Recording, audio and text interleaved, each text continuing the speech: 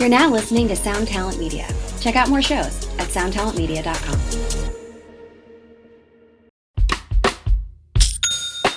When you think about businesses that are selling through the roof, like Skims or Allbirds, sure, you think about a great product, a cool brand, and great marketing. But an often overlooked secret is actually the businesses behind the business, making selling and for shoppers buying simple. For millions of businesses, that business is Shopify. It's home of ShopPay, the #1 checkout in the world. You can use it to boost conversions up to 50%, meaning way less carts going abandoned and way more sales going through to checkout. Upgrade your business and get the same checkout Allbirds uses. Sign up for your $1 per month trial period at shopify.com/income, all lowercase.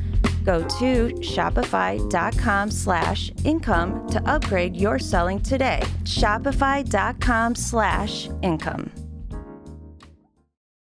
This episode is brought to you by Accenture. When your advertising operations fall out of sync, everything else follows. Spotify and Accenture are working together to reinvent the rhythm of ad sales, using automation, analytics, and smarter workflows to simplify campaign delivery and access better data across the business. The result? Less time spent on operations, more time connecting brands with the moments and fandoms that matter most. Learn more at accenture.com/Spotify. Hello, everybody. I'm back with another episode for you, and I'm playing an acoustic guitar on the intro for some reason. I haven't fully established what that reason is.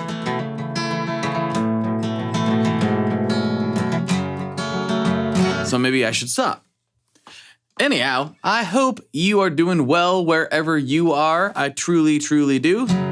Oh, no, there I go again. Anyway, this episode, I am talking to somebody that is long, long overdue for their own episode, and that is Mr. Trevor Boone from the legendary Emerald City Guitars.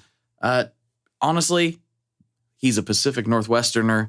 He sells some of the craziest guitars in the world, which means he has to find some of the craziest guitars in the world.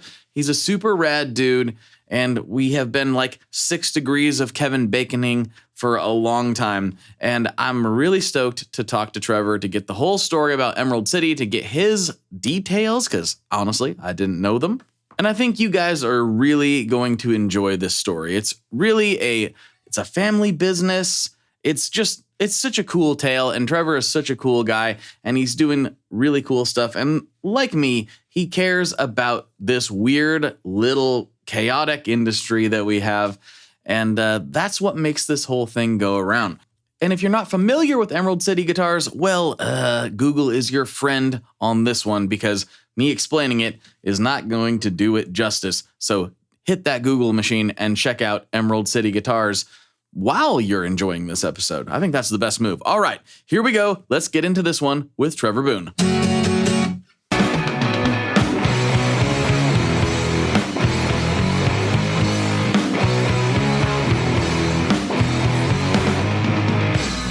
Hello, everyone. Welcome back to another episode of the Tone Mob Podcast, a show about guitar stuff, occasionally, sometimes. I'm your host, Blake Weiland. With me today, I have Trevor Boone of the legendary Emerald City Guitars. What's going on, man?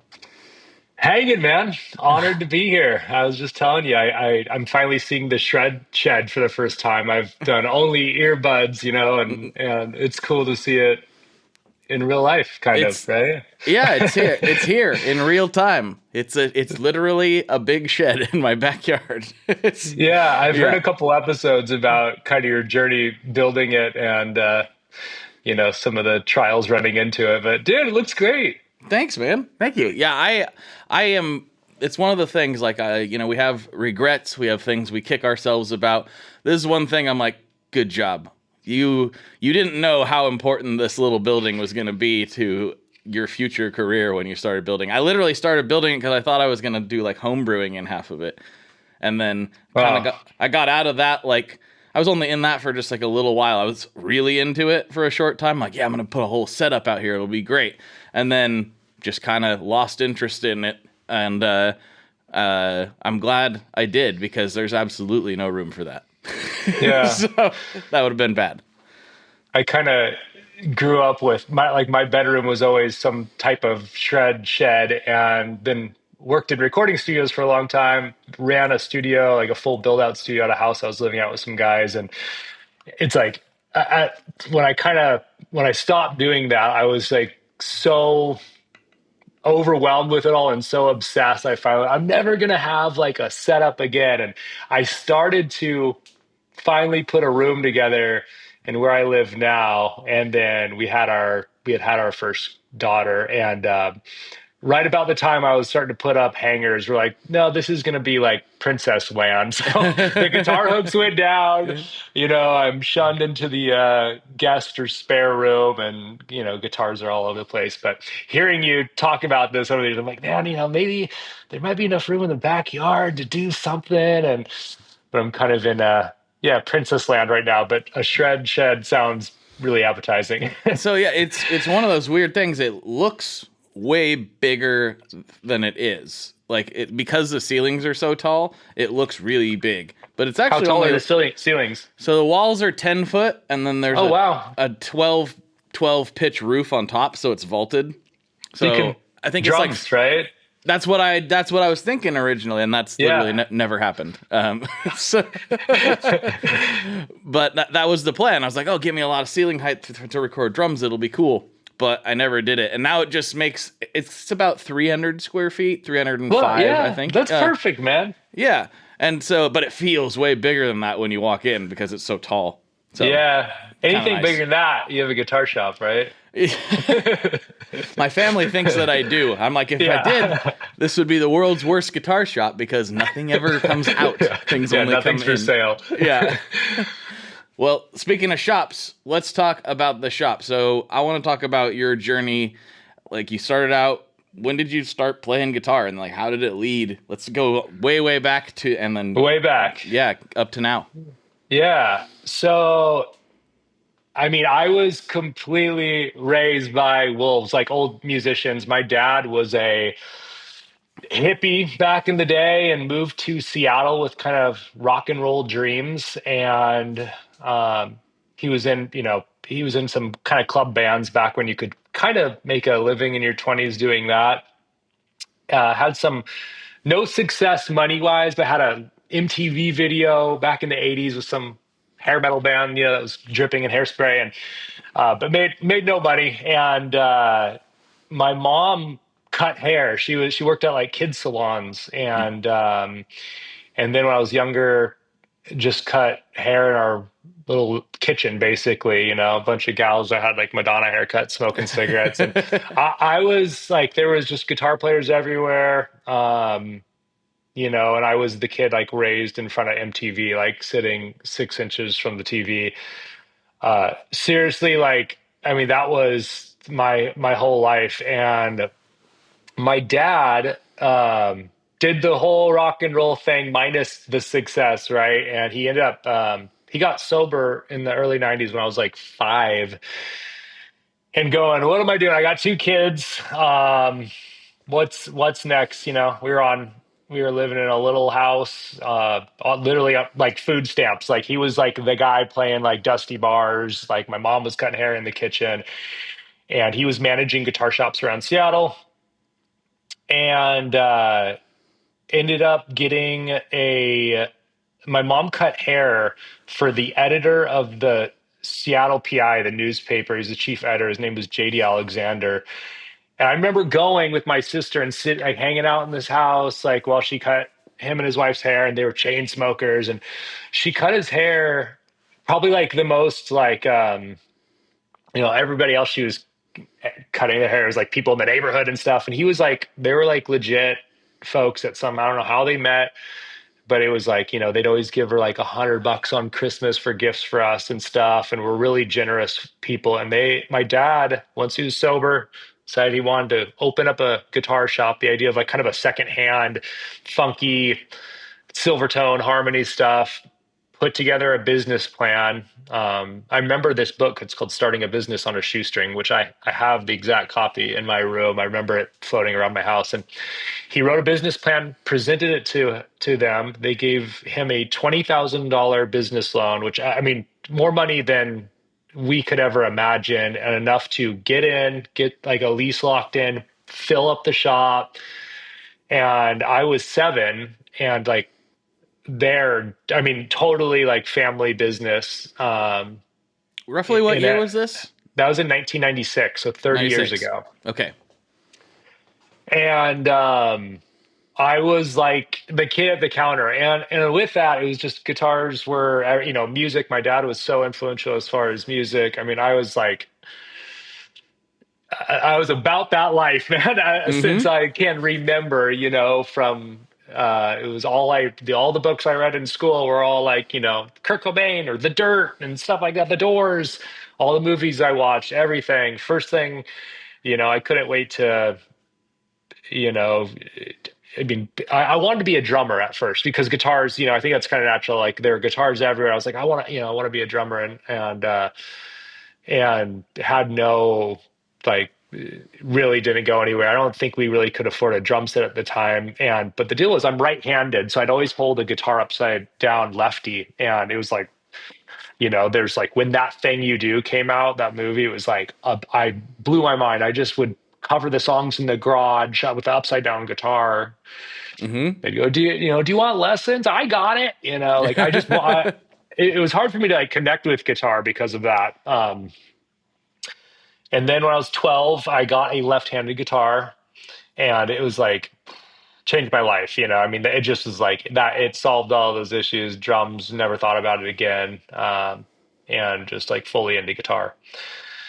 So, I don't want to over talk. It's kind of like chapter 1, I guess, like kind of, incubation of, it was just everywhere. And I'd go on, I grew up going on these road trips with my dad. Like we'd load up a U-Haul, take the family car and go over Wyoming, Montana, Oregon, and load up this U-Haul and look for every like thrift store, Salvation Army, pawn shop, guitar shop, anything that was pre-eBay. And then, also saw that change young, but I was going on these hunts looking for guitars for the family farm, basically, Right.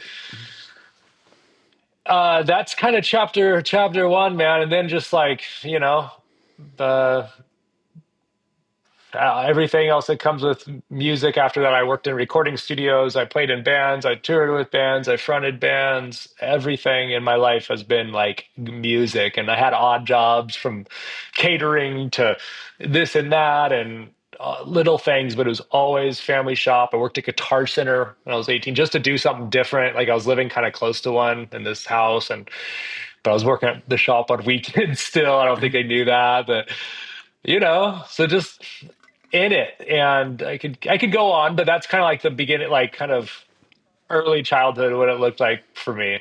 Yeah. Up through like early 20s, roughly. I'm 37. I haven't stopped. Yeah, that was I was working at a Guitar Center when I was like 19.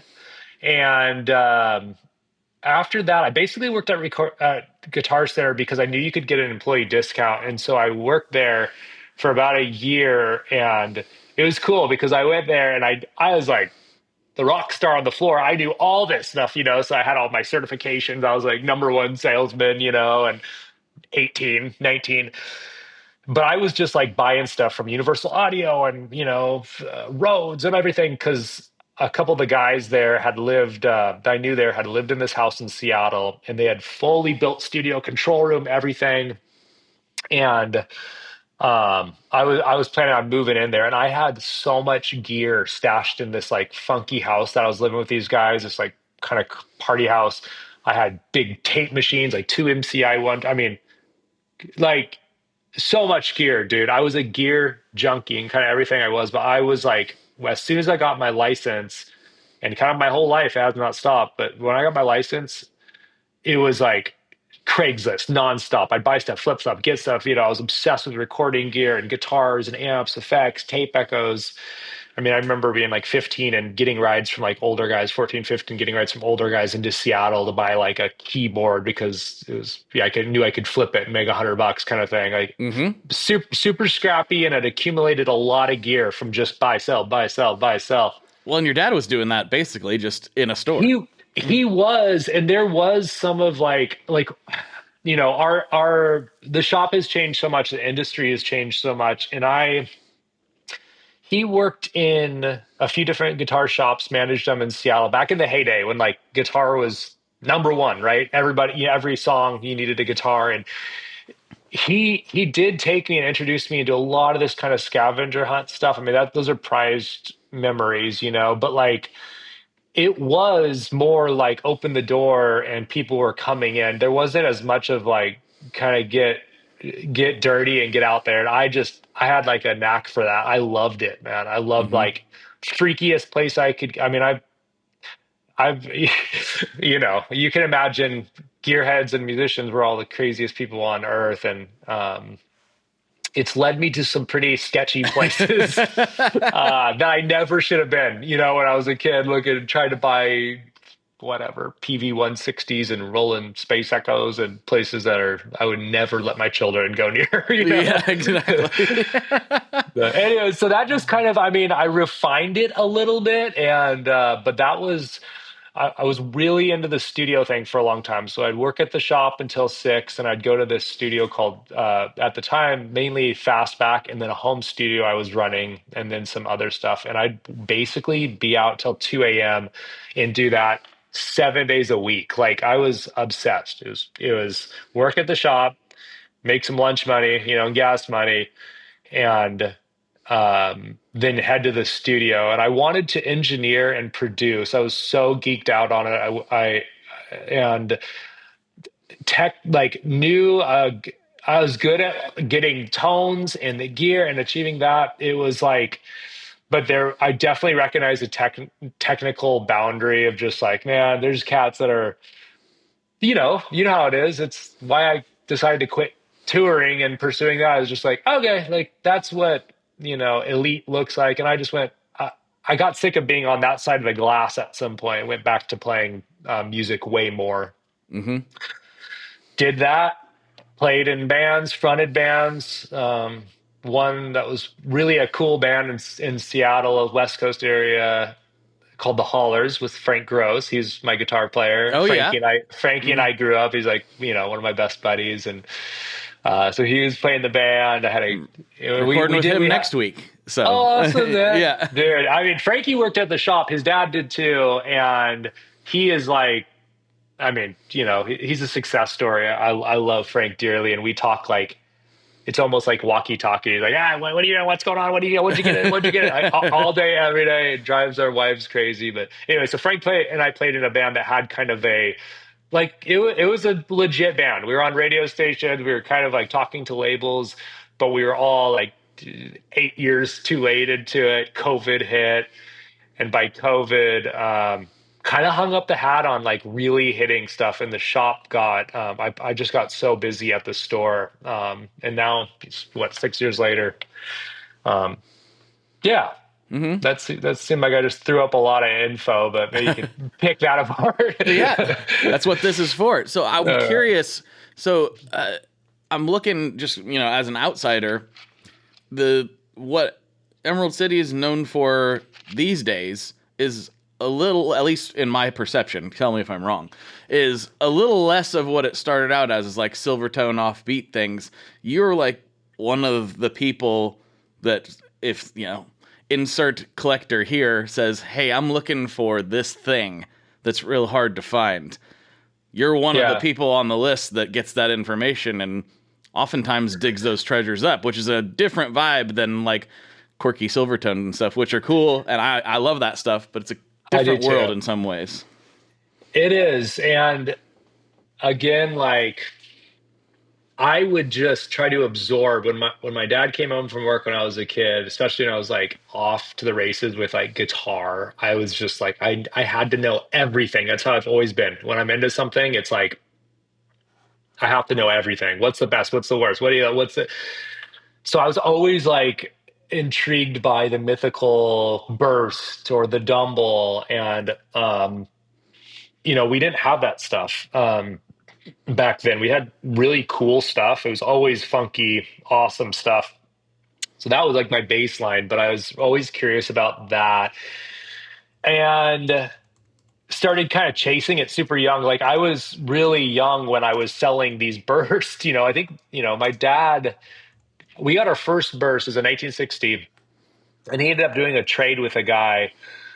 And then I think that's the only like I burst that I think he had sold. And I was just like, I wanted to do that. I wanted to see as many of these as possible, transact them. I just want to be part of like the story in some way. They were for no other reason than just like, dude, I was like, they were Les Paul bursts at 50. I wanted to touch them and feel them.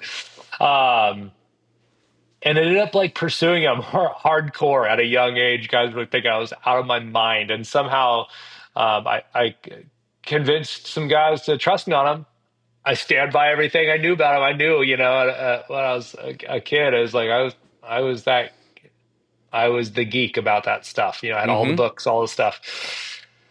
Anyways, that snowballed, and it has to do a little bit, I mean, truly with obsession and like just kind of like that's the chase, but also to survive in 2026. And I want to take care of my amazing crew as much as possible. To do that stuff, you have to transact big pieces like that, for us. I mean, it would be great to have a shop full of quirky Dan Electros and Silvertones. It wasn't going to be sustainable for like kind of the growth of wages and rent, and all this stuff.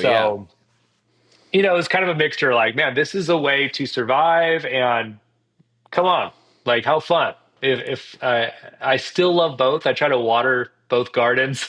If you walk into our shop, like, I think our optics are so big, and could not be more opposite, dude. Like, nobody in that shop, and we know each other's souls. Those are amazing folks. We're family. There's not a high turnover. There's no ego there at all. We're like, of course, when you're swinging around bursts, like people are going to perceive like, oh, okay, this shop, dude, we like the ones that really get us going and ring our bell are oftentimes like those funky guitars that I love that stuff. I always say always have the love for the three-legged dog. Like that stuff is always a big part of our shop. And when you come in, you will still see that wall of under $1,000, like cool. And that's a fine balance. Like, how do you have that stuff, but also kind of like refined enough to be taken seriously with like these historic things that we're like so lucky to even witness or be part of. It's a funny thing, and it took me a little while to recognize this. I mean, I like most guitars. Like for a while, I was like, I like Gibsons. And I like Les Pauls, and that's mostly what I like. And then it's like, no, but I like Jazzmasters too. And then even last year was like sort of the year of the Strat for me, finally. Yeah. After all this time, I was like, I don't really like Strats that much. And now I've got a 86 Squire that I love to death. And, well, this is a little bit cheating, but a Gibson WRC that I discovered last year. I didn't know that was a thing. And I'm like, now, so I got a super Strat and a regular Strat now. I think I just like all of the guitars is what I like. I mean, seriously, it's like Baskin Robbins, like so many flavors to kind of pick from, and it keeps it fun. I mean, my take is always, especially like, a lot of what I do is kind of matchmaking for studio guys or musicians. And if it's somebody like Chris Stapleton, I'll like push them a little bit and like, dude, if you're like, even if this song, if you approach it differently and you get like a chorus out of it or a hook, that's going to pay for, this guitar a million times over. But I mean, I think that's the cool thing is not only does it like inspire you to keep playing, but for a lot of these people, it's like, that is like, you want a little different spark. And I think when you're trapped in your own thing, I mean, I'm the same way, man. I do. I was like, so like, of course I had all the funky stuff when I was growing up, but I was like hardcore Telecaster forever. I mean, it still is like my kind of ride or die. And just recently I got a 355, which I always kind of looked over a little bit. I appreciated them, but they felt a little overbuilt, ebony board compared to rosewood. I just like the simple thing of like a 335. It's an older one, like that's well played and has patent number pickups, and I can't stop playing it. It's like I'm playing differently to it, and while that's happening, I know enough to like really like embrace that. It's like, wow, this is cool. This is like so out of context, and enjoy this because that kind of first kiss with different instruments and different pieces, it's cool. I'm really in my acoustic era right now because I have two little girls and I can't plug into amps. So I'm like, right now I've been like taking that in as well. Like, okay, acoustic guitars, kind of going back to the roots, which has been fun too. How difficult is it for you because like obviously we just talked about how I'd have the worst guitar store in the world, but to find something that's like, oh, this is so cool and I want it. Yeah. And I have to let it go at some point. Is that challenging for you, or have you done it so much over your life it's not that big of a deal? So again, right-handed, I do everything right-handed except guitar. It is the cross I bear, but it's also been a blessing in disguise because I don't know how I deal with that. I think I drive everybody absolutely insane, including myself, because I really do. I'm always on the search for that, like, thing. Mm-hmm. That's like the collector's mindset. That's like the whatever. And it's cool because I think some of my passion comes from like, you have no idea how badly I wish this was lefty, like buy this, I'm telling you, like, how good you have it, the opportunity. But for lefties, I'm not the guy to ask because like there are a couple, there's guitars I've let go, but I recognize like when it has the thing and it speaks to you, I really give it a go and try to shuffle around to figure out how to get those guitars. And I've kind of, how it is, man. I can't tell you how many times I've said, okay, now I'm set. I've got this. And then something else comes in. It's hard, you're always chasing just that extra little deal, which if it's real. It's like that little 5%.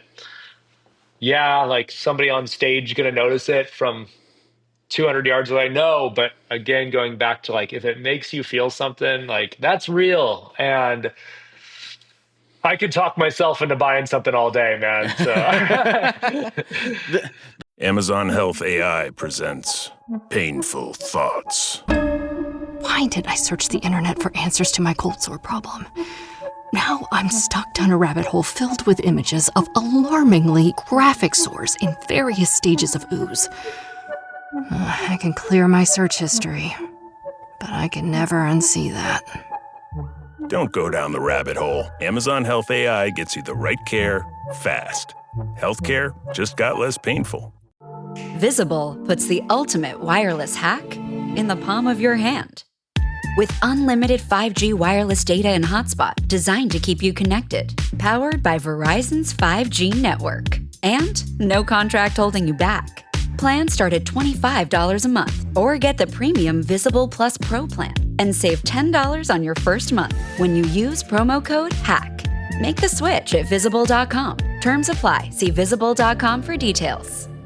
I wrote a little song to remind you, Choice Hotels get you more of the experiences you value.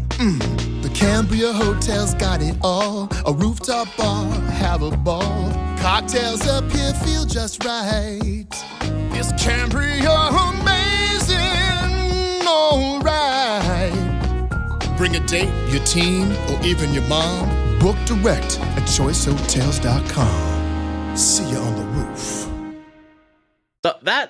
That like is the audience gonna notice thing is, I don't know if it's an internet trope or where it originated from, but it drives me a little bit crazy, like not in a good way, because I'm like, well, that's stupid.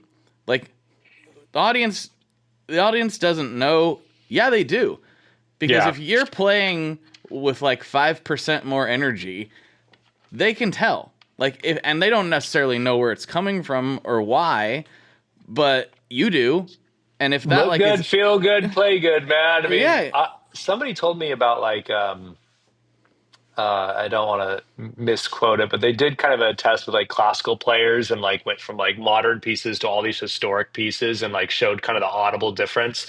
And also to your point, I think the sum of it all, like, sure, if the bass player is like playing like a reissue bass that night, audibly, no. But like if people, as the sum of it, I think does translate. Certainly to a guitar player. I mean, I've been to, when I go and see like a guy like, I remember when John Osborne, Brothers Osborne, he had just got this 60 burst that I had sold him. I'd seen him several times playing great guitars, probably some with like PAFs and stuff. And I think it has a lot to do with what you just said. When he grabbed it that night, I brought it to the show, dude, his energy was like, it was contagious. It was palpable. And the tone, it just has, I mean, I could hear that, but I'm also a guitar geek, but that matters. You know, that's part of your audience. I do think it's more what you're saying. Like when you're feeling something, you got to believe what you're seeing, right? Like you got to believe the singer, the guitarist, if they're in their zone and feeling themselves, man, that translates, in my opinion. Mm-hmm. Yeah, and it could be completely unscientific. It doesn't really matter because that's not what we're there for. We're not there to watch a petri dish do something and analyze the chemicals. We're there for the feeling of it. That's why we're there. That's why it's exciting as an audience member. That's why it's exciting as a band member. Like all this. I don't mean to like be like, science is dumb. Science is very important. But like, it's not really the point of live music or of recorded music, really. I mean, obviously we need science to produce both those things. There's a lot of technology involved, but it's not the point. The point is the human connection and the human experience. And we use these different pieces of gear to achieve it. And for some people that might be like, I got this sick new custom shop ESP, and it has nothing to do with vintage vibes or stories or anything, but that's the one that's working for them in that moment. It doesn't matter what it is. Absolutely not.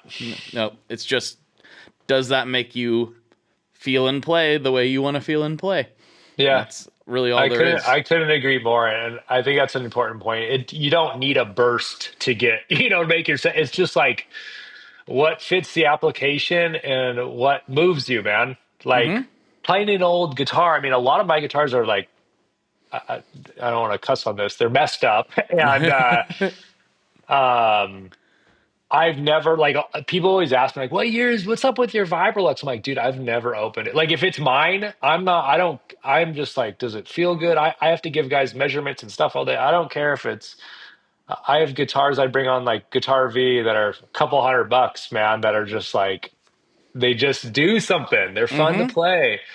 It's like getting from like, if you take not hating on whatever kind of car you have, but a modern electric car at a gas station, you're going to get there, boom, boom. But if you take an old funky car that's got the smell, and it's like, it's such an experience, and do whatever you can to, like, from A to B, feel something, it's there's something real about it. Yeah. And it's weird too, because sometimes it's not what it quote unquote should be according to the internet or to the general collector mentality. No. Probably one of the best examples of that was I was at Carter Vintage at their old spot several years ago, and they had a Dan Armstrong, like an original one, and I was like, man, this is cool. This is really cool. And I was like kicking it around. I think I posted it, and I was like, I'm still thinking about it. Maybe I'll come back and get this for the trips over. And my buddy Hank from Hank's Music Exchange here in Portland was like, before his shop was like officially opened, he's like, I think I have something you might want to check out. And like, I know Carter's will send that to you if you decide differently, but come check this out. So I went to his, he wasn't like trying to steal a sale or anything. He was just like, I've got a really cool piece here I think you're going to like. And it's there over my shoulder. It's the Japanese reissue of it. And I think it's a better guitar. Like, like everything's just nicer on it. It's got a better bridge on it, and it like was a little bit lighter. And it is just kind of a nicer guitar. So I'm gonna get this one instead. And that's no knock against vintage Dan Armstrongs. I think they're super cool. Absolutely. But I think those MIJ ones from the late 90s, early 2000s are kind of sleepers. People forgot about them, including me. My buddy Blake Slatkin, he's a like mega producer, young kid, immensely talented. He's done like Mayer's record, Ed Sheeran, Lizzo, all. I found him a lot of guitars, and that's totally our deal. Is like it doesn't matter what it is. He asked me yesterday. He's like, I need a 12-string for the studio, and I went, oh well. He's like, what about a Rickenbacker? I'm like, killer. You're going to be stuck with that Beatles Damn the Torpedo shimmer. It'll be great. Nothing will replicate it. Like that's a great route. I personally think like as far, kind of a classic is like the Fender 12 from like the 60s. But I said, you know what? You should look for one of those like Japanese made 80s, 90s, like 12 string strats. They're great. They're like $1,200. Let me find you one. We found like a late Placid blue one at some shop somewhere for, $1,300. I'm like, get that. Save a lot of money. It's going to do it all. It's going to stay in tune and you're not beholden to like, jingle jangle tone all the time. Yeah, you could spend all the money you want. If that's your thing, then giddy up. But a cool Japanese I don't have. It's like, go get that. I told them too. I was like, dude, if you get it and get the Rickenbacker, pick out which one you want. Whatever you want. I'll just buy it because either of those are cool. I need one, at all times in the shop, kind of. So, So how have you seen, like, I know you've got your own unique shop and your own unique style of doing things, but in general, the guitar retail landscape has changed a lot. Like you said, it used to be you're basically, batting people away with a stick, trying to keep like the floods back. There's so many people trying to come in my store, and then it's kind of dwindled over time. But at the same time, there are some stores, even during this rather challenging climate that we're in, some stores are still thriving. Like, what do you think the difference maker is between that and somebody that's continuing to struggle? Yeah. Man, like I attribute a lot of, just living in the industry for so long, I've always had a really good kind of know where to have the gas pedal on things, on buying and selling. That is so important of like what you have in your shop, how you're curating it, for the kind of the behind the scenes, just like your capital and kind of knowing. I've always had a really good sense of that. So I've watched that through everything, even like in 2020 when everybody kind of dusted off the old guitars, wanted to learn again. People got really used to that. And I went, this is great. It was awesome. Guitars were flying out, hard, easy to sell, hard to find. And I backed up on a lot of what we were doing like pretty early on because I just went, this isn't going to last quite. A lot of people are going to like walk away from this as a guitar player or re-inspired and things get, but it kind of corrected. And some choices like for me that I just made was just not overbuying and not getting like used to that and just not taking in like, yeah, give me 100 guitars. It's still everything that we do is handpicked. Everything that we have goes through the tech is gone through with an authentication slip. So I've always had this capacity of knowing what we have and not like overdoing it. When I was young, it was like before I owned the shop and it was, kind of early days of ECG, and to nobody's fault, but it was just like guitars everywhere. And I love that look of it. And I still when I go to shops, I love just seeing a mess of stuff. But it's easy to get, for that stuff to get unorganized and then you kind of lose track of what you have. And we've always really kept this nice line of, yeah, we got like piles of cool guitars and funky stuff. And there's incoming guitars. Guys are picking up that, we don't quite know yet. They haven't been through they're in line to get checked out. But I just made sure that we didn't just like take in whatever. We still were really meticulous about what we picked out. Again, like doing it my whole life and planning on doing it the rest of my life. I also want to stand by the guitars that I sell because a lot of times they come back like boomerangs here and there, So a lot of the stuff we have, it's like, did we vouch for? And that is how we look at buying and selling, and people recognize kind of that thoughtfulness into our guitars that we have in stock. And I think just not getting lazy, I think there's a point where people are like, I'll take anything. I need anything or what. Right. I just did it a little bit differently. But the industry that's kind of scattered to, I think, as far as some of your question, as far as the industry's changed, I think that was just something that I was aware of in the recent like bubble. The industry has changed so much. I can't speak on like LA, Nashville, if there's still a revolving door, just guitars. In my experience in Seattle, it's been different. It's not like it's guitar town. We've always had to, not, I don't know, not work harder isn't the right thing, but just like have a little bit of a different approach, and really know our stuff to compete with like these quick turning shops. We noticed like a big change kind of around 2020 as well, that it was like a lot of venues shut down. And so musicians, bands were displaced, not a place to play. It went from like a lot of people coming in to buy stuff to use that night or in the studio to having like being collectors and wanting, having really like it changed from a lot of players to collectors, I'd say.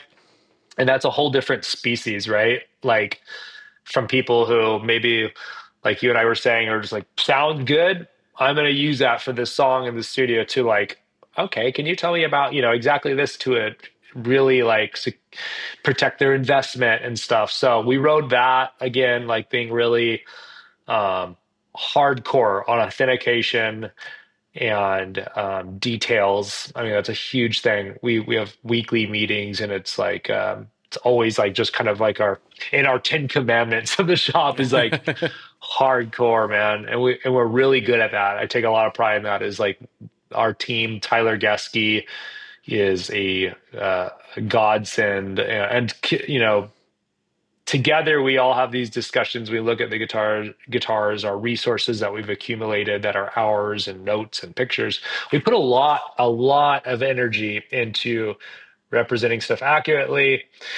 I don't know, people, these aren't cheap, so people do appreciate that, and that's really helped us persevere. I think some of the shops just put it on the wall with the old strings, hasn't been set up, nobody knows about it. You don't have a chance these days. If you do, then you're doing something right, but like you gotta be refined to some extent. Yeah. That's interesting. I just had a conversation with the Folk Music Center down in California, and Ellen there, she was like, I think that's one of the reasons we're still here, is every guitar, no matter, or mandolin, insert instrument here, they carry a lot of folk stuff, obviously. Everything gets set up. Yeah. Everything gets dialed in. She's like, I don't care if it's $60, I don't care if it's $5,000, whatever it is, it goes to the bench, it gets dialed in before it hits the floor. And that shouldn't be such like a revolutionary concept. It shouldn't, and it is. I mean, like anybody, it's like I go to guitar shops everywhere I go, and I don't go there like guns a-blazing from Emerald City Guitar. They just kind of come in like low key. I love that. I grew up going to those places. They're like the barber shops of the town. You kind of figure out the pulse of everything. I feel like that's my basis, right? And I just go, man. There's so many guitars I look at. Has anybody looked at this? If it doesn't look like it's been cared for, or even the enough to have new strings or get the dust off, you can't assume that the guy at the counter is going to know about it either. It starts there again. Every like detail matters. Retail has changed so much across the board. People don't even know how to shop anymore. I mean, many do, but I have folks that I'm like, is this your, welcome to Earth? It's like their first day, kind of like, because they're used to this Amazon, don't like it, return, this and that. I'm like, if you brave the elements, pay for parking, step over God knows what on the sidewalk in this big city to come in my shop, man, it is like everything matters from that shop. If you order something from us, how it's packed, shipping, there's just no room to mess that up, man. And you got to take care of people, because we're up against like people losing interest, and then big box shops, Amazon, whatever it may be. So for a small shop like us, we have big optics. We put a lot of time and energy into pictures and videos and stuff like that. But like we're a small crew. We're like 8 people, It's like, and so we're able to come together. I'm grateful for that, because we're all like, it matters to us, man. Yeah, it's one of those things too. Like the music industry in general, I am kind of speaking about the broader music industry, not just the MI section, which is its own little niche in there. It's it's so much smaller than people realize, you know? Yeah. And like bands and artists you would think would not really cross paths, like might be best friends, you know, even though they're completely different genres or completely different things, or they have the same producer or the same manager or something. It's like, it's so much. I didn't even know this when I was in a completely different industry, as everybody who listens to this knows. And I wanted to be a part of the musical instrument side of it because I was kind of like you, just obsessed with all this stuff. And that's what I was spending all my spare time doing, was looking into these things and learning about tube amps and blah, blah, blah, blah, blah. Yeah. And once I got through the curtain, which in MI is a little easier to do, 'cause, I was like, oh, wow, everybody's kind of like, for the most part, connected in some way, shape, or form. Yeah. Everybody kind of has something going on where or at least familiar with that person or this person. And I've noticed that too, as you zoom out, and I've gotten the opportunity to talk to more artists on the show and everything. It's like a lot of people know each other, and you wouldn't necessarily expect it. And I think that not all industries are that way, obviously. Coming from like the oil industry, not everybody in the oil industry knows everybody in the oil industry. It's a much bigger industry, right? You might know the people that work in your local area to some degree, but it's a lot more siloed. And well, plus it's like every musician's, you know, on Instagram or has a guitar shop or guitar trade. It's like maybe not everybody in the oil industry is putting out like, hey, pick of the day. I'm you know. No, they don't like that. In fact, they don't even, at the time, I'm sure this has changed a little bit, they didn't even want you to have your cell phone in the gas area because it might blow it up. That was the theory. Yeah. But yeah, it's definitely a different thing. And I wonder about that too, because some shops, even in 2026, and I get it, you want to just run a store. Musicians just want to play music. Like, we all just want to do the thing that we want to do. But if we're consumer facing at all, it's unavoidable at this point that we're going to have to become content creators of some sort. And it's frustrating because that's not what most people signed up for. But it is a thing, and you guys do it really well. I appreciate that, man. We're like, you know, we're shooting from our hip. Like, I don't know, you know, the younger guys, I have them like basically running all that stuff. And I'm like, am I the one? Like, I'm happy to do it. You know, I do some videos and it's fun, you know, it's just like, you're beholden to it. I don't love that part because that's not like, I'm totally, I have fun talking about this stuff. I'm super passionate about it. And I really but I don't want that to be like our sole thing, but you're right. You depend on it. And I hate when I catch myself like thinking about it. I mean, we've put out thousands of videos on YouTube and, you know, reels and posts, and I can't watch like, you know, comments. I'm like, we put it out. I'm like, get it out. I don't want to it takes me away from like our space in the shop. And if you take your eye off that ball, it's over, you know, like, that's something I've always tried to be like really aware of is, we do these videos. They're really for us. Like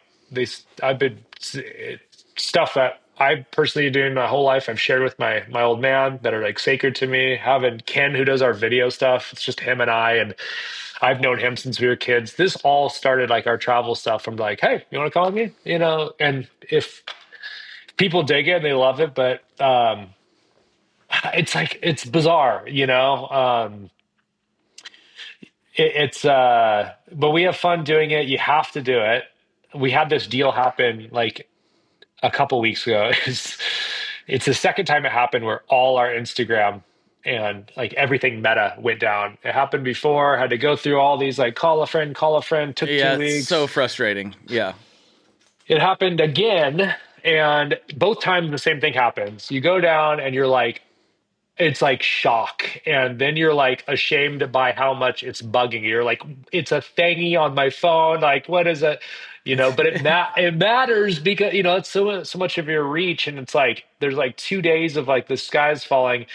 Then like day 3, I'm like hearing birds and smelling the grass again. And I was like, can I survive without any of this? Like, oh my God. It's like, it's consuming even subconsciously, like, then, it's getting fixed again. I'm going, here it comes, the big wave, and you're right back in it, the mess of it. Dude, I try to put like having kids and you have one or two? Two Kids. Same. Dude, I've gone through like my whole personal life and everything. Like, there's so many like changes and trying to balance and better it's like it's so hard these days for everybody, man. And trying not to get consumed by that, but also be beholden to it in the modern day industry for a guitar shop. It's a weird thing, but we try to do our best. We're not going to take over the world of YouTube and our guitar industry. YouTube, we're a very humble channel, but it's a peek into like how we operate. If you dig it, great. If it's not your thing, all good, Get business done with the new American Express Graphite Business Cash Unlimited card. With unlimited 2% cash back on all eligible purchases, unlimited 5% cash back on flights and prepaid hotels booked through American Express Travel Online, and a flexible spending capacity that can grow with your business, you'll have the confidence to keep building. Apply today and earn a welcome offer of $1,500 cash back after you spend $50,000 in qualifying purchases on your new card within the first 6 months of card membership. Terms apply. Learn more at go.amex/graphite. This episode is brought to you by Tidy Cats, here to level up your litter game with their new Performance Plus lineup. Your home is your happy place, your cats, VIPs. So when it comes to the litter box, excellence isn't optional. Choose from products that specialize in max power clumping, low tracking, or odor fighting so advanced, stink won't see it coming. Tidy Cats Performance Plus. Mission mighty, keep it tidy. Shop now at tidycats.com. Hear that? That's now Crispy and McCrispy strips meeting Creamy Caesar sauce. Sounds extra crispy. Caesar sauce at McDonald's for a limited time. Ba-da-ba-ba-ba. No, it's a double-edged sword for sure. Like, I complain about it sometimes I complain about it on this show, but when I zoom out and I look at, like, yes, bad stuff has happened because of social media for sure, and I think that as a society we are definitely experiencing some negative ramifications of it, but I also think it's popular to hate on it. Like, it's also like just an easy thing to hate on, and if I look at my life, it's vastly been improved because of social media. I couldn't have done this job. I mean, in your platform, dude, I told you this briefly last time. Like, it was cool. I've listened to you over the years. And then after we kind of chatting, it was like, cool, during like a run, I was listening. And man, you have such a gift. And I love like what you're doing is so cool. I mean, I've listened to guys from Brian Ray to, Will York, to CEO of Guitar Center and it's like, you're doing a real service in covering a lot of different topics, different type of people, kind of like I said, watering the garden of this industry. We don't always feel like that when you're like, oh, here's a Strat, it's like, that's the kind of chase. But dude, you do a really great job of it. It's genuine. I totally agree with you, man. There's like, I wish we could do more stuff like that. Like our storytelling, dude, I love like when we get to go hang out with like, estates and families, and like, that's a story. It gets attached to the instrument. And that's just something I love to do. Do I love like having to be, out and doing a reel in front of the shop going, and I mean, whatever, it's fine. But there are ways to bring positive takes on kind of, I think any way you're doing stuff, but, you are a great example of good work in the content world, man. Thank you, man. I appreciate that. I've always tried to make stuff that I would like. That was kind of the goal. Like, to the best of my ability, make the stuff that I would like, which is why I've been so lacking on videos for so long, is because I admittedly was like stuck in my snobbish ways of like, who wants to watch me do this? Just listen to it. That's what it's for. And the reality is, people do want to watch it. There's no point in fighting that anymore. Like that. Yeah. But I will admit to everyone, like it's still going to take the back seat because at full disclosure, the sponsors pay for the audio part and not the video part. So at least at this time. So unless somebody wants to come along and change that, come on, sponsors. then I'm going to be a little inconsistent with the videos still, but I'm trying to do better. But it is like kind of a reflection of what I like to do. And I've told this story too many times, but when I was at Sweetwater here a couple years ago with a bunch of other guitar content people, very successful YouTube channels, and all of them were like, oh man, I don't like doing interviews. Not that they didn't like being interviewed, but they didn't like being the interviewer. And I was like, this was kind of unsolicited, unprompted. They were just talking about the types of content they did and did not like making. And after hearing like 90% of them be like, I don't really like doing interviews. I was like, well, I don't really like doing demos that much. So why do I keep trying to do demos when that's not really the thing that I even like to do? I don't mind doing like the short ones where I get to like make a small piece of music and use like the pedal on that and be like, this pedal, here's what it sounds like in the context of this little riff I made. That's fun. I like that because it's like creative, but I don't like sitting there and being like, strum, turn, strum, turn. And there's some people who do that so much better than me anyway that I'm like, well, what's the point? Yeah. So I kind of just leaned into like, oh, none of these people like doing that. That's the part I love. So why don't I just do that instead? It's the only people can pick up on both. And, it's like that's on every level. Like we don't take guitars in that we're not stoked on, that people are going, oh, let me guess, you like this one again? I'm like, yeah, I just spent $40,000 on it. Like I like it, Yeah. Hey, is this where you did your record in the shred shed? Did you record that by yourself? I listened to it, by the way. It was awesome. It was like watching a horror movie. I was into it, dude. Thanks, man. Yeah. It's all right here. Just right. Yeah. A lot of it was my 65 amp peg that you can't see. Where's the sink that I heard in the beginning too? That's in my house. All right. Yeah, that was my wife and kids were gone, and I was like thinking of the story in my head, and went and did some field recordings, and there's a part where there's like a dragging sound.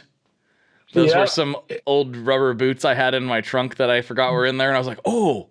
That's gonna make the sound I'm looking for. Like, I try to listen to like a new record every day, and part of my routine is trying to be a business owner, dad, husband, friend. I have like an early morning thing that involves going out on a run or something, and I'll listen to a new record. Whenever I listened to that, it was such a cool change up, dude. I was just like, felt like Rocky listening to like a horror film, Rocky horror film. But it was, dude, it was cool, man. It was awesome to hear. And I think when I first heard about it was like a bit, because Sweetwater backed it to some extent, right? Yeah, we released it. Or helped promote it. Yeah, so we released it as a podcast episode because I recorded it all intending it to be listened to. Obviously this doesn't work on streaming, but like I recorded it all intending it to be listened to in one chunk. So I was like, well, what if I released it as a podcast episode? Because it's about 45-ish minutes long. That would be what people are used to anyway. And so they before it went to streaming, it was a podcast episode exclusive that they supported for the first like 3 months. I think it was only available there. Would you ever put like motion picture to it or visuals, or have you already? I've done a couple YouTube videos. Just curious if somebody's like has heard that and been like, dude, because that's what through my head goes. I'm like, this needs to be in like some freaky ass show, It was awesome. And it's kind of funny because like that, I love horror movies. I'm a huge nerd for all that stuff, but it wasn't at all what I was thinking at first. Like, I don't remember which track was actually recorded first, but it was a weird feeling because it wasn't really intentional. It was, I'm going to set up all the... I'd gotten tired of doing demos. Yeah. So I was like, I'm looking around out here and I'm like, 14-year-old Blake would be really irritated that you have all this cool gear, all this access, you have a space, you have some recording knowledge, and you're not making music. You're just making demos. Like, why aren't you making music with all the music gear you have? And so I said, I'm going to just go out there, grab whatever guitar is calling to me in that moment, grab whatever pedals I want with no regard for, oh, I need to show off this thing or that thing, or this person asked me to do this or whatever. I'm just going to grab whatever is speaking to me, run it however I feel like, and set up the mics and see what happens. And that's do you just have what came pressure out. like from having, from really like dialing in pedals, discussing them when you approach a pedal for like doing a track or recording? Are you like, oh God, people are going to be listening, this better be the best this pedal sounds? Are you able to just get like, zen about it and just like feel out what comes to you? Or do you feel, is there a buffer there? In that moment, it was really like, I don't care.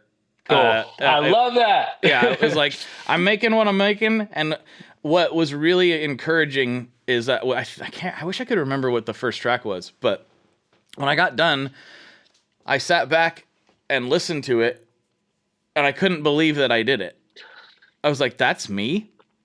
It's not like it was all like, referencing your shirt, a Yingwei track or something, where it was like, oh, I can't believe how talented. I was just like, this turned out really well. It was not, most of the record was improvised. I don't understand where a lot of it came from. Like, a lot of it was just stream of consciousness, like 85% of it. Dude, whenever I was like, so songwriting was first place for me for a long time, and everything I do, I've always been really into, and I could write songs, dude. I wrote hundreds of songs, and in like the catchy kind of pop rock kind of world, and the coolest stuff that I came up with, was sometimes just like the first chord and melody, even the words, I'm like, what? Like, I love that's a real thing. Your stream of consciousness, something comes out like sometimes it's like, I don't know. It's like going back into like that first phase of playing music, or it's just something very pure, unfiltered and untainted. It's cool. Yeah.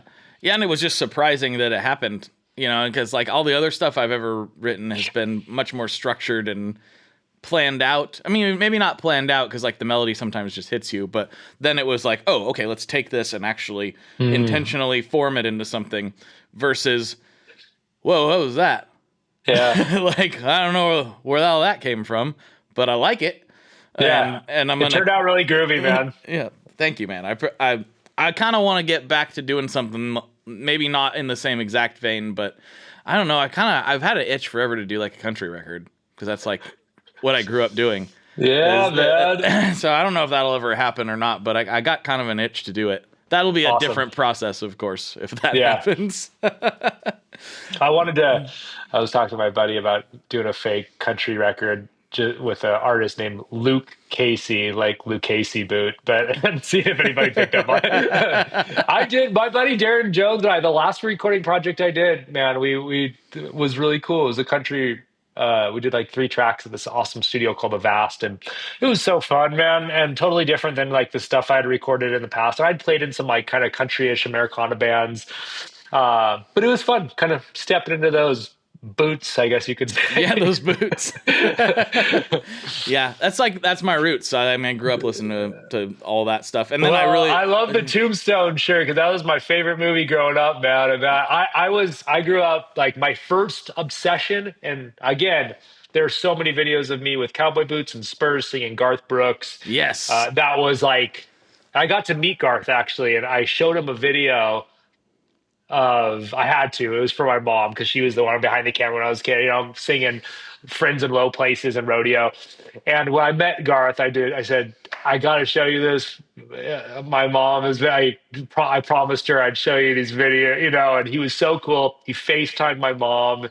Oh man. And dude, he was so groovy. And it was just like, are you kidding me, man? Like, it was awesome. That's so cool. I love that. I love that so much. Wow, that flew by. We're already nearly at the hour mark. Wow. I still got the classic questions to ask you. But before I do that, I remember one of them. Yeah. Before I do that, you know the drill. This is a chance you're talking to a few thousand people right now. You can plug anything you want to plug, shout out anybody you want to shout out, say anything you want to say. The floor is yours. Oh man. I want to say that I honestly, dude, I am so grateful and love this industry and this community so much. And I think there's musicians, right? There's a lot of like, I don't know if it's egos or what, but there's between shops and players and music and session guys and what it's like. I try to live with, man, I hope every guitar shop kicks ass. I hope everybody gets the gear that they need and they want. And we just are able to kind of like take pause from all the bullshit. This is such a cool thing, this little time that we're on earth to dig around old guitars, new guitars. And I definitely want to give love to all the great guitar shops I know, because again, raised going to them and loving them. And I think everybody's out there trying to kick butt and make the people happy, and people's expectations and things are changing. And, just giving love to the whole industry, man. I love it. And it's crazy. It's hard work. Guitar shop guys know it, session guys, musicians, man, it's freaking insane to keep the dream alive. And I think everybody needs to raise a glass and get a pat on the shoulder, because it's a fun deal. And there's guys like you doing a lot to keep it going. So big thanks and all the love to all the cats out there doing it, guys and gals. I couldn't agree more. I no longer get the Sunday scaries. I used to back in the day when I was not in this business. I don't get those anymore. And I can't thank everybody enough for all the support to make that happen, because I love working in this business. Absolutely love it. It's fantastic. Yeah. And thank you to all the listeners and supporters out there. I echo what you're saying there, man. It's good stuff. Awesome. All right. First of the two classic questions. What is your favorite Boss pedal? That's the one I forgot. Okay. I've had them all, but I always have to go back to the original DM2. In my 18 to maybe 21, dude, I was a tape echo nut. I had next to my bed, no bed stand or just the mattress on the floor, and I had a Space Echo that I'd had a little cloth over my jacket. I slept by them. I loved them. I used them. I collected all the space. I mean, and I remember really looking for a substitute for that, specifically for slapback. And I loved the DM2. I had them all, the 89, all, and back in the day, before all the great new stuff came out. But for me, it was the holy grail was the DM2. And I loved the hot pink thing. And I still really dig that pedal as far as a cool shortcut to kind of a dirtier tape echo, dark slapback sound. As could do all the cool cranky too. But I love those, man. They're cool. I'll always have one. I've bought and sold several, and always end up getting one back somehow. And so I'm going to go with the DM2 on that. I love it. That's fantastic. All right. DM2 is a good choice. One. All right. The pizza question. The pizza question. What's your favorite pizza? The reason I know this one is because I ate this pizza and I went, it's oh, this is my favorite pizza. And I know you asked that question. In Seattle, it is definitely now the new reigning king, Post Alley Pizza. Have you heard of this? Post Alley. So this is the one by the gum wall, right? So that's what everybody thinks, and that's what I thought as well. That is the is it the Alibi Roast? There's a spot. Oh yeah, it's the Alibi. Yes. Alibi. So, dude, everybody I've brought this up to. It's the first place they go. So I have an employee, and he was coming in every Friday. Every Friday he'd go take lunch and come back with this pizza. And dude, if I eat pizza during my day, I'm running around like crazy. I'm in a coma. I'm not walking again. So I always was damn, man, that smells good. What is that? What is that? I was always thinking the Alibi Room. And I finally had it. And to me, it is like bar none the best pizza I've had in this area. Um, and they do like their white pizza. I always start with like the Telecaster of any food, kind of like give me your drive-in cheeseburger. Let's start there. Yeah. Their white pizza, straight up, a little bit of garlic. It is out of this world. They have a Sicilian. It's a little walk-up place. I finally went there with Tyler. We're like, let's go. We got to go grab some of this. I've had it a few times, consistent, incredible, thinner, good, like crunchy. The crust is just out of this world. And then because we're in LA every couple weeks, we have a huge, all our customers in Los Angeles, we love you. We're there every couple weeks. I know you're going to hate me for this because it's probably too popular and everybody's on to the next one. But dude, I still love John and Vinny's. I don't know if you've been there. The I White haven't. Bronco, White Lightning. It's like, it's on Fairfax. There's a couple of them, but I know every time I bring it up to my homies down there, like, oh, you gotta try this, and they're all over it. It's like 5 years ago. But dude, John and Vinny's, man, every time I go there, I'm just like, bomb. So that's still my spot. Love to those guys in LA. Up here, it's Post Alley Pizza. Nice, very nice. Well, I got to make one suggestion if you haven't, because you're in the Seattle area. Yeah, this I is was not going to ask. Not the Seattle area, but it's closer than it is for me. It's a drive out towards the mountain. You're going to Wilkeson, little town of Wilkeson, Washington. Yeah. There's a pizza shop there called the Carlson Block. The Carlson Block. Yes. Yep. Let me write it down. Yep. I trust you, man. Carlson Block. Dude, okay.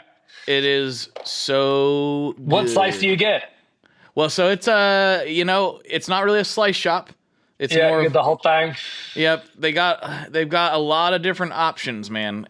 But it's like kind of a wood-fired joint. If you go to their Instagram, you'll be like, I get it. How did you hear about it? Through the podcast or just Yes, my buddy Paul Marsh, who's been a long-time listener and supporter of the show, he's actually jammed with me out here in the Shred Shed, I don't know, pre-COVID, long time ago. He was going there. Yeah, I believe he also lives up that way. I can't remember exactly what part of the Northwest he's in, but somewhere up there. And he's like, dude, you got to go to Carlson Block. It's some of the best pizza I've ever had. It is some of the best pizza I've ever had. I've had the owner on the podcast at this point. The reason that I had to go is because, hey, some of the best pizza I've ever had. Okay, I hear that a lot. That's not enough to get me to drive multiple hours. He had a Stringjoy sticker on the side of his oven. No I'm like, way. I'm going up, and he's a big guitar nerd, and so it was all a great thing, and it is phenomenal pizza. It is well worth the drive. It's so good.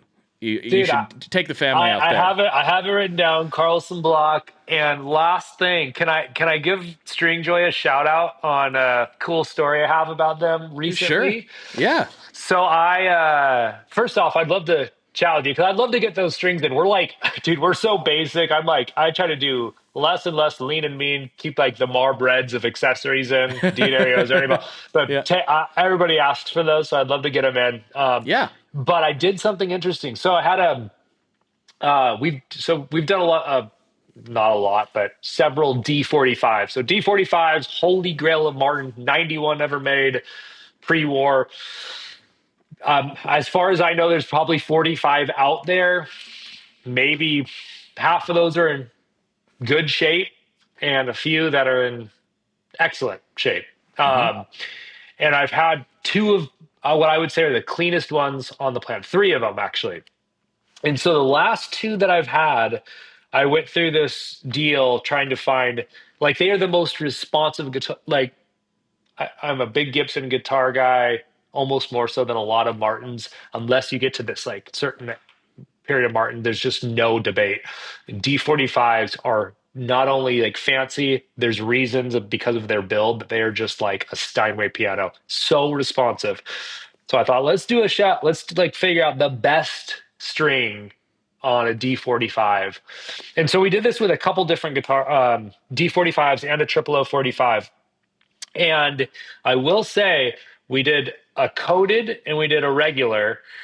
And I tried like every coated string because my hands are like always clammy, man. I go through strings like crazy, so I like to figure out on acoustics specifically. On electrics, I have to change them nonstop. But acoustics, oftentimes I'll do like elixirs or something just to get a little bit more life out of the Foxtones. Is that what they're called by Stringjoy? Foxwoods. Yeah. Foxwoods. Yep. So my buddy neighborhood.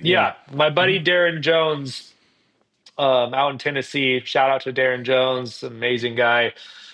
We were having this discussion. Yeah, you need to try these, man. So I ordered some on Amazon. Dude, they beat out every coated string that we use. We put like 6 to the test every.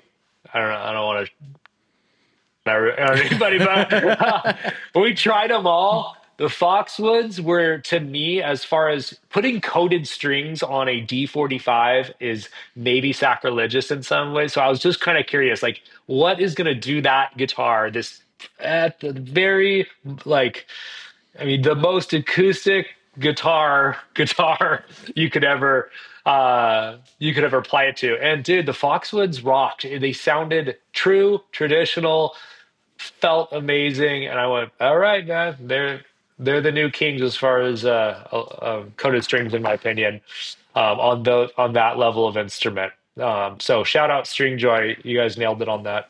And I'd love to get him in, so we'll talk after this too. Yeah, absolutely, 100%. Well, since you told that story, I feel like before we slide to Patreon, I got to tell this story again because it's been a little while. So those and the orbiters are coated electric. They both kind of do the same thing. So Scott and I both don't like coated strings. Typically, that was our thing. People were asking for them for years.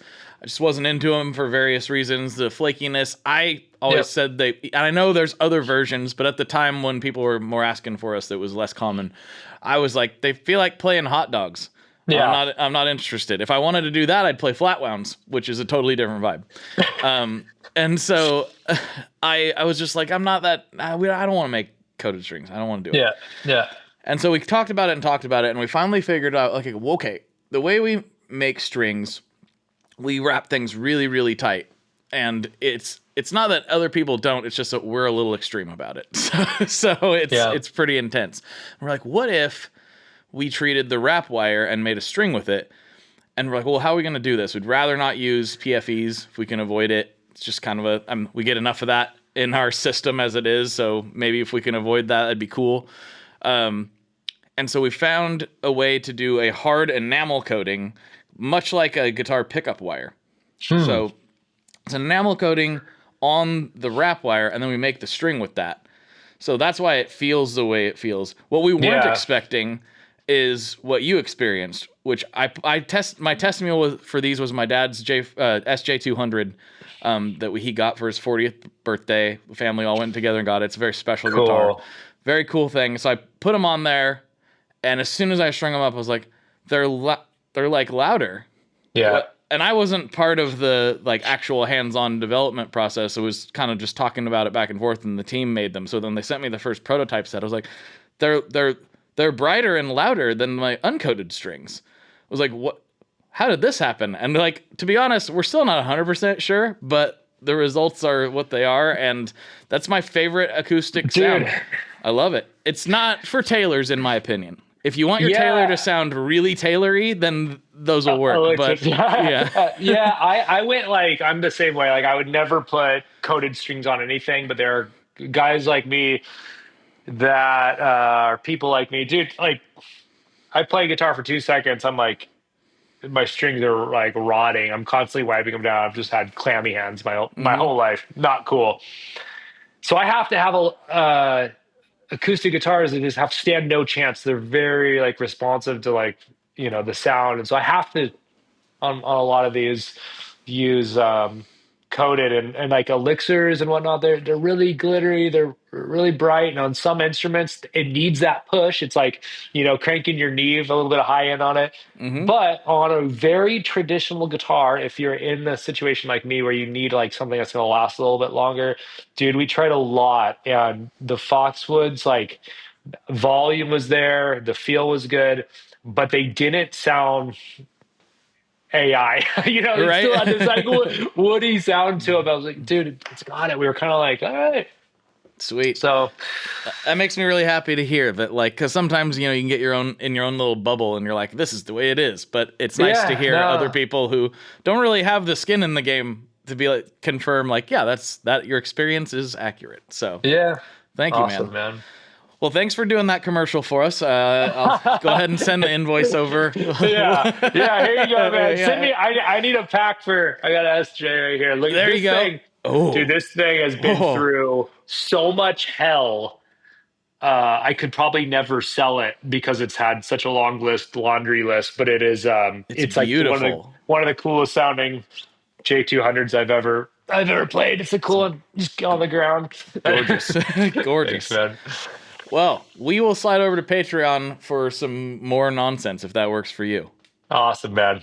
Cool. Well, Trevor, thank you so much for hanging out. I appreciate you very much. Thank you so much, man. I so appreciate it, Blake. And keep doing your thing, man. It's awesome. Will do. I'm going to come up and visit you here, hopefully before the end of summer. So, yeah. Come on. Sweet. All right, everybody, for Trevor, this is Blake. And as always, folks, good luck and good tones.